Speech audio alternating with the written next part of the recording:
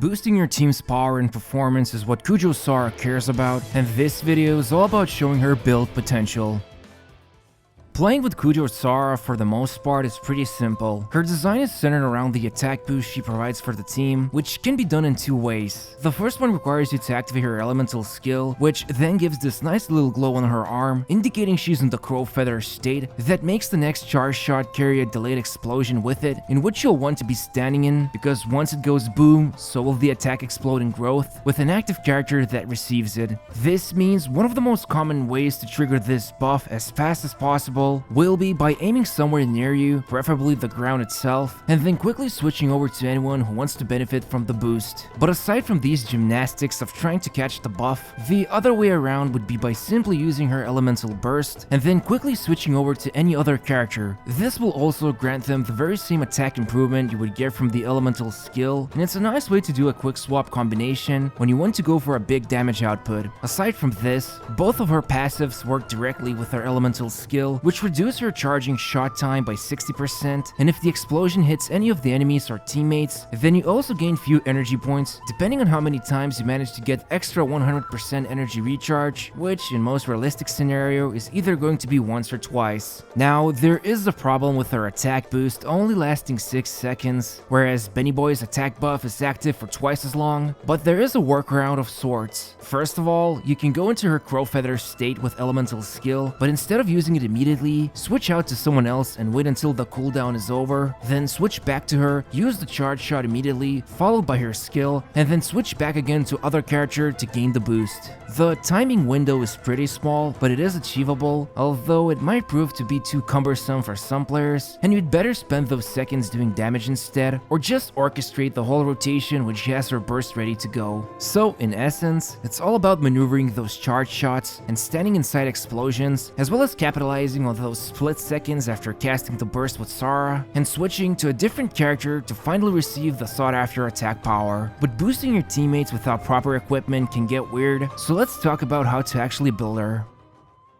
One of the great things about being support is that they're usually extremely versatile when it comes to equipment, not to mention it won't take you too many resources to make them viable, and Kujou Sara is no exception to this. Now, just like with Benny Boy, her attack boosting ratio only scales with her base attack, which comes from two sources, her weapon and herself. So, with no surprise, a level 90 Skyward Harp packs a massive 674 base attack and is sitting at the top of her bow choices if all you're interested in is getting out a big bad attack boost for your teammates. However, because she is an energy-hungry character, opting in for any of the bows with a substat that supplies energy recharge is a pretty decent choice, especially if you notice you're not able to keep her burst active once the cooldown is off. So, equipping on her either Favonius or Sacrificial Bow should help you out with this issue. Just keep in mind Sacrificial Bow has more than 100 base attack when compared to Favonius, so it is a superior choice when looking at raw stats.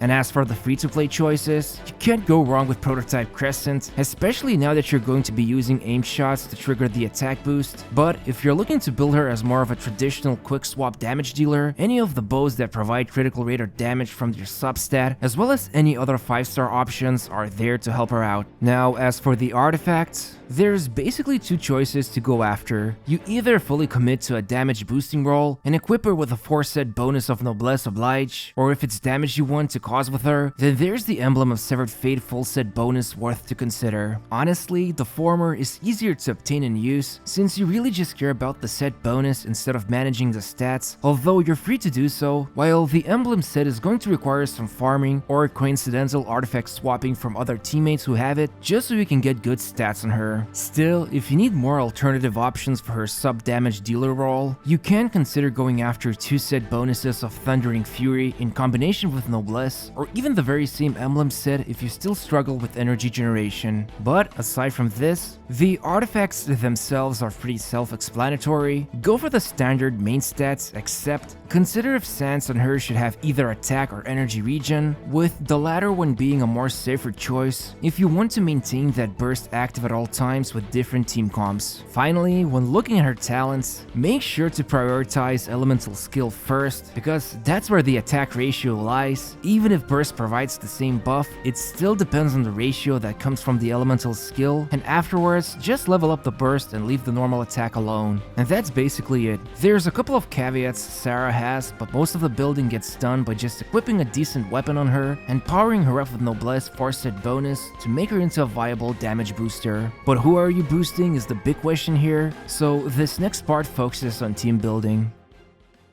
Kujou Sara is going to end up in a very similar situation like the majority of other flexible characters, since most of the team comps wants her, but the question is, are you going to be able to upkeep her burst consistently? Which is why, with no big surprise, she got released together with Raiden Shogun that helps alleviate these energy issues, since not only does she have a massive 80 burst cost, her elemental particle generation is a bit tricky, since it requires you for you to land her elemental skill on the enemy in order to gain 3 to 4 elemental particles, which isn't enough for someone with such a huge burst cost. Not to mention, a lot of the times you will be aiming the shot to the ground and there might not be any enemies around. In fact, running her with Sacrificial or Favonius Bow is going to be a common sight, even if it means losing out on bigger base attack you would get from other weapons, just so you can generate that energy consistently. So what about the team builds? Well, in all honesty, it's all about figuring out which teams are going to be fit for her, and this depends on whether you want to trigger her burst consistently, which requires energy management, or if you're happy enough to miss out on those burst rotations and instead use her elemental skill for a quick attack boost. Because in a mono electro team with Raiden Shogun, you'll always trigger the burst off cooldown with little to no oversight, while in another team this might not be the case. You also have to keep in mind she's not able to heal, so you'll need a supportive unit to keep the team alive in places like Spiral Abyss, unless of course you're godlike at dodging enemy attacks. But to be frank, Sara's primary strength lies in cheap and effective attack boosting, while the whole obsession with activating the burst on time is left for those who wish to invest more heavily into her, or at least are ready to commit a lot of energy recharge to make every one of those elemental particles count. In a regular scenario, when she got used in many different team comps, it was fine not to have her burst active at all times, because it was enough to just land the charge shot and then continue with either the main damage dealer or another heavy hitter who benefited from the buff. Still, it's hard not to talk about her without getting into constellations, because since she's a 4-star, there's enough likelihood you'll get her multiple times over the course of your Genshin career. And the first constellation is nothing too exciting, just getting a chance to reduce her elemental skill cooldown, but even that can only occur every 3 seconds, and you won't be keeping her on the battlefield for too long, so expect to activate this once every time you swap her in. Now, on the other hand, with the second constellation, things get a lot more interesting. After using her elemental skill, another explosion will occur at her location that will provide the same attack boost, which means you no longer need to be at the place the arrow lands and gives you way more freedom and time to quickly get that boost. The fourth one is kind of fine, because while the burst deals good enough damage, the way its trajectory works is kind of weird sometimes and ends up missing the enemy, so getting those additional storm clusters thrown into the mix will help her address this issue. However, the last constellation is where the party's at, because from now on, not only does she give an amazing attack boost, but Electro character's critical damage is increased by a whopping 60%, making her into an irreplaceable teammate for Mono Electro, or for this matter, basically any other Electro character you pair her with.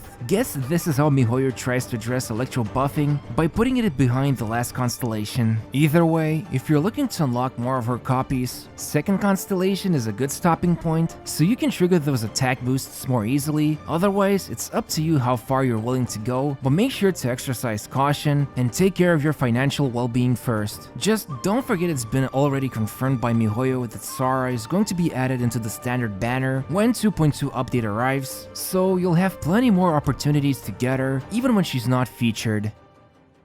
Overall, the thing that's most exciting about our dear Warmonger is the fact we finally have another option when looking for an attack booster, and this in itself is not only great for beginners who are going to be starved with resources, but also anyone else that needs that extra oomph in their team comps. And this is one of the perks cheap builds have, as they are the linchpin for free-to-play players, although this does diminish over time when you keep playing the game over the months, and some of the free-to-play players out there are as deadly as any other whale player. Still, it feels like MiHoYo was afraid of creating Bennett 2.0, and it's kind of sad they've decided to limit the powers of her elemental skill, not just by requiring you to use aim shots, but also giving a short 6-second duration, which can be worked around, but even then, the damage multipliers on the skill are pretty disappointing aside from her burst. Speaking of which, the cost is 80 energy points for the burst, and while it has a nice synergy with Raiden Shogun's talents, without her, she's going to be pretty much reliant on energy recharge and other usual ways of working around expensive burst costs. Not to mention her particle generation is a bit finicky, since you need to land that explosive shot at your enemies. But with all things considered, she is going to be a good addition to anyone who's willing to learn and adapt to her attack boosting capabilities. Not to mention, you can achieve it with both burst and skill, and if you ever get her final constellation, she becomes an insane support for electro-oriented teams.